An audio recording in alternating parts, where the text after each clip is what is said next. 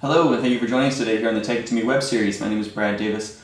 I am the co-founder and chief tech here at Tech It To Me, the trusted IT partner for local businesses and nonprofit organizations.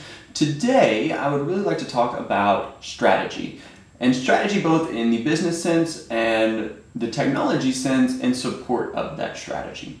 What we find more often than not is that while many business owners and many nonprofit operators have a solid idea as to what their short and long range strategies are. For example, they know that next year they want to increase sales by 15%, they know that fundraising needs to increase by 5 to 10%, or they've been shopping around in the market and know that there's another software out there, another software package out there that will fit their needs better, or maybe you've got multiple branches and you want to connect them all together and leverage some operating efficiencies there. So whatever your strategy may be, whether it be short range and long range, 1 year, 3 years, typically 3 years is about as long as we see with local businesses and nonprofits. 1 year is by far the gold standard.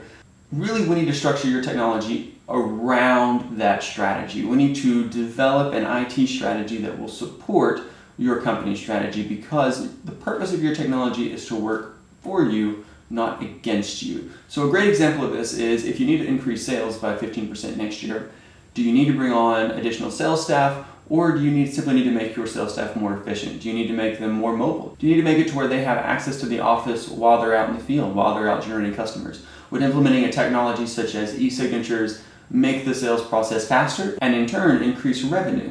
Do you have other staff that possibly needs to work from home or needs to work remotely or needs to work while on the road in order to support that strategy? We also see a lot of confusion with respect to major software upgrades, primarily because most business owners don't think that that is a fantastic time to really develop an IT strategy, to think long range, to think what are my needs going to be in 3 years? Is now a good time to go ahead and get the infrastructure in place to support those long-term needs? And another hot topic that we see more often than not is really security and connectivity. So how can I, as a local business owner, or how can I enable my staff in order to connect back to the office when they're on the road, when they're working remotely, when they're with clients? How can I do that? How can I keep that secure? How can I keep that compliant? Or how can I take my multiple branches and connect them together so that I can leverage some operating efficiencies and reduce a lot of redundancy? So I don't have to have multiple infrastructures at both locations. I can really rely on a single infrastructure. We've also been talking a lot about sales and increasing revenue and increasing efficiency.